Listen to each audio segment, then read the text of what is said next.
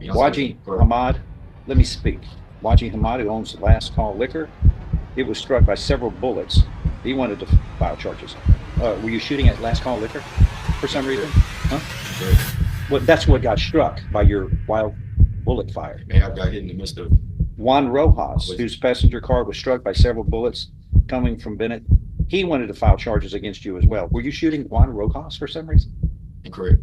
You shot at it. It hit his passenger vehicle. I wasn't trying to. Huh? My bullets went straight. Oh, you don't think that can happen when you fire 51 bullets? Correct. That's what happened. What do you think? Is that too? Are you watching movies?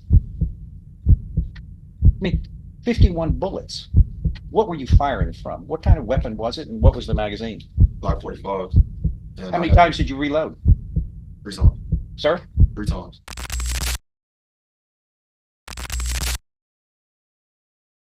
Today, we're in Judge Middleton's courtroom with a young defendant who fired 51 shots in a neighborhood and nearly walked away with probation until his attitude blew it all up. He's now looking at up to 20 years in prison if convicted on both charges. Looks like he's going to be disposing of both cases, correct? Yes, that's correct. All right, we have 2 cases called now, 24 CR 303 and 0304. Each of them similarly allege that on or about January 11th, 2024 in Jefferson County, Texas, you committed the 3rd-degree felonies of, this is deadly conduct, discharging a firearm at or in the direction of others, namely a vehicle. All right, you are Mr. Bennett? Correct. Okay. And Mr. Dusler is here representing you. And do we need a formal reading of these indictments or summary as the court just gave? Is that sufficient? These are 3rd-degree felonies, Mr. Bennett, which mean if convicted, you face no less than 2, no more than 10 years confinement in prison in each case. And you can also be fined up to $10,000. You understand the punishment range applicable in each of these cases. Correct.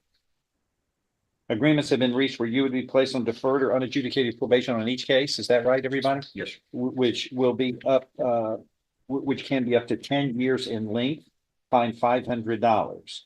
These would run concurrently. Do you understand? Correct. If I follow this agreement in each case, you have no right of appeal. Do you understand? Correct. How do you plead in each of these cases? Guilty or not guilty? That you. Yes. How do you plead in each case? Yes. Guilty or not guilty? I'm sorry, guilty? Correct. Are you pleading guilty in each case voluntarily on your own free will and because you are guilty? I guess so, yeah. I'm sorry. I guess so. Yes, you are. Correct. Yes. I show you what's marked in each case as State's Exhibit 1. Did you sign those documents voluntarily? Correct. Did you understand them, discuss them with your attorney? Are the contents all true and correct? Yes. Yeah, correct. State's Exhibit 1 is tendered into evidence in each of these cases. No objection. Without objection admitted. Among other things, this states you are mentally competent to enter your guilty pleas, which are freely and voluntarily made. You know what you've been charged with. The indictment's been read to you. You've read them.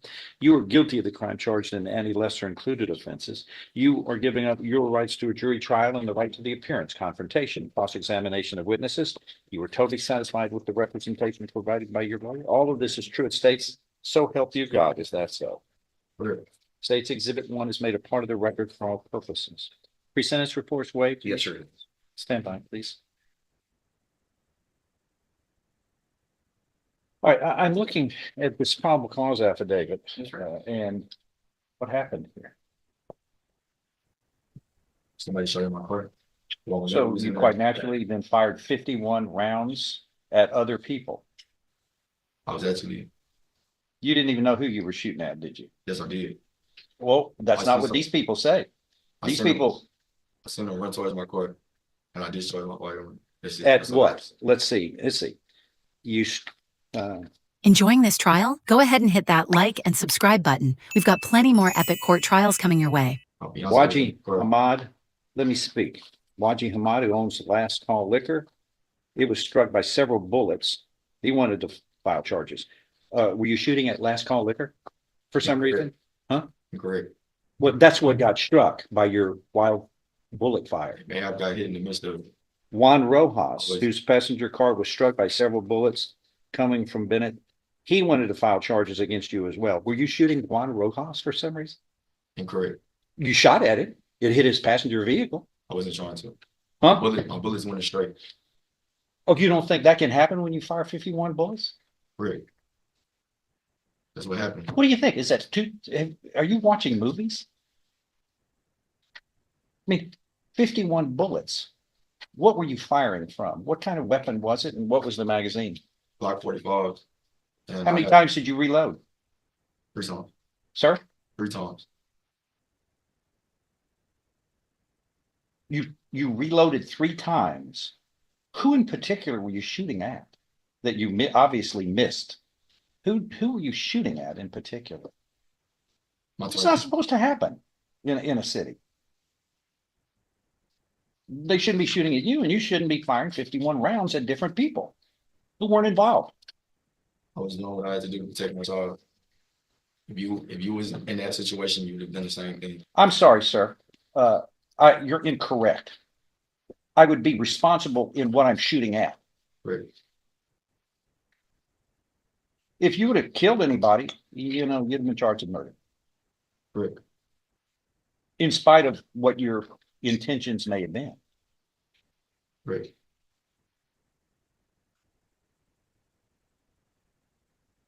Okay. What was someone shooting at you for? Why were they shooting at you? What provoked this? You have no clue? For no reason? Is that what you're telling me? For no reason, somebody just started shooting at you unprovoked? I know it can happen, but that's not what normally happens in this courtroom. Can you go ask them? I'm sorry? You can go ask them. Are you being a smart aleck to me? No, I'm saying. Who is it? Who is it? Who is it? Who is that person you want me to go ask? What's their name? So why would you say something like that to me? Go ask them. That's just being a smart aleck. Is that your nature? You're reckless. Is that your nature to be a smart aleck? That's rude in this courtroom. That's rude. Have you ever been arrested before? Correct. Is that yes? Correct. I'm asking you a question. I'm not making a statement. Or have you been arrested before? Correct. How many times? 1 time. For what? Yes. This? I'm not talking about this event. No. For shooting at another time? No. Correct. Do you want to go out there and sit in the cell for a little while? What were you arrested for? Is my question. Why am I having to pull this out like I'm a dentist pulling your teeth out? Do you have any other arrests besides this? That's what I'm asking you. You've never been arrested before other than this, My right? first offense. I'm not understanding why I'm getting 10 years probation. Huh? This is my first offense, so I'm not understanding why I got 10 years probation. That's all I'm saying. You're not going to get 10 years deferred probation with me. We're setting this for trial. We'll let a jury decide your fate. That's what happens when you're indecisive. These are all situations when you plead guilty. You have to convince me that that's what you want to do. Mr. Dusler, we're setting this for trial. Do you want him to represent you at trial? Are you a public defender on this? Yes. You don't even have a job? Great. Wound up breaking my leg. I broke my fibula in my 2 years. When? Like 3 months ago. Okay, before that, what did you do for work? Landscape. How much did you make for landscaping? How long were you a landscaper? 7 months. Before that, what did you do? I was working at Sonic. At Sonic? Checkers and stuff like that. Just really fast food. I wasn't really working too much. I was trying to get into the plant, but that's a hit or miss. Well, you won't get in with this over your head. We're going to set this for trial and we'll let a jury decide. By the way, juries cannot give deferred or unadjudicated probation. If it's probation, you're convicted for the rest of your life for a felony if they give you probation. And you're looking at up to 10 years on each case, but it would be for a jury. Jury can't give you deferred or unadjudicated probation. You can only get this from the court. And I'm not accepting his pleas in the manner he has presented to me. So We're gonna go to trial. Mr. Dusler can continue to represent you. He's a fine lawyer. Is that what you want to do? Or we can replace him and get somebody on the trial docket wheel? If you wanted to get resolved quicker, you can replace me.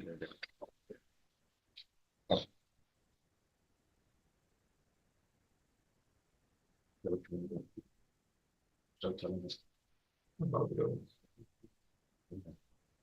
Figure it out.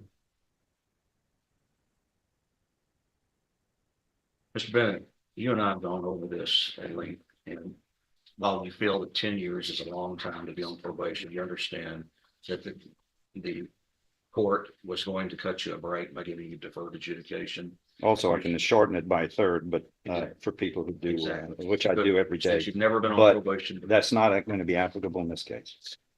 since you've never been on probation before, the district attorney and the court were going to cut you a break and offer you deferred adjudication. You may not like the length of the term of probation, but that's generally what the judge. It's in the place to sell it. I mean, it should have been done a long time ago before we come up here. It was. And that's, so do you want to keep him for trial or not? Yes or no? You want to replace me and let him get a different lawyer, you can get it to court quickly. It's your option. He's a good lawyer. There is no answer. You will, under the rules, you will be representing and we'll set these for trial. Get a resetting from that lady and we're going to try this one. Judge, I think he's responding now. I really just gotta think about it. There's a lot. Really a Get the lot. resetting. Mr. Dusler is your trial lawyer. He's a fine trial lawyer. Get a resetting. We're going to trial. Sometimes the biggest sentence isn't handed down by the judge. It's earned by the choices made before the verdict. Mr. Bennett had a lifeline, but instead of grabbing it, he lit the rope on fire. Do you think the judge made the right call? Or was this young man just not ready for the second chance he was given? Let us know in the comments. Thanks for sticking around till the end. You're watching Epic Court Trials, and trust me, the next case is even wilder. Like, subscribe, and share your thoughts below. We'd love to hear what you think. Stay tuned for more unfiltered justice.